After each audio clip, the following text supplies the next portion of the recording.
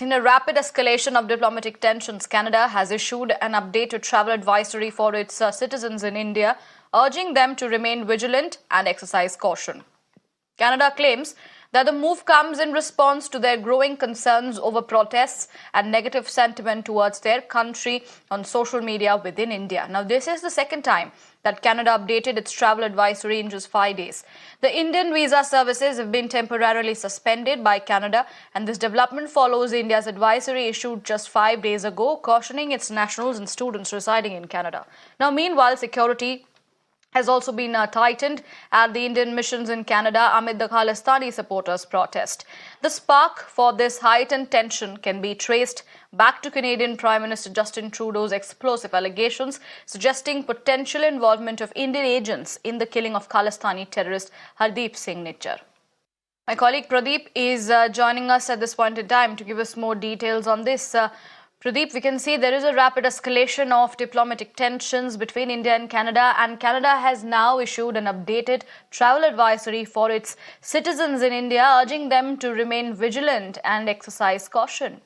See, you're absolutely right. Within the last few days, this is the second time when Canadians have updated their advisory asking their citizens to be cautious because there can be protests. But if you look at the situation on the ground, there was no such thing happening here in India against Canada, except for the diplomatic action that the government of India has taken after Justin Trudeau inside the parliament had given a statement accusing Indian agencies of being responsible for the killing of Khalistani terrorist Hardeep Singh Nijjar. See, what actually is happening on the social media, they're really concerned about that, but they are not concerned about what is happening in the backyard, how the Khalistani terror elements are using their soil for anti-India activities. They are not only providing arms training, but they are also being involved in several cases of murder, extortion and bomb blast on the Indian side, trying to foment trouble. So that only exposes the duplicity and the hypocrisy of Canadian government, that they are not really serious in taking action against all these terror elements. And that's one of the reasons that the government of India has taken a tough stand. We have already seen that yes, the action is being initiated. They have gone for the crackdown against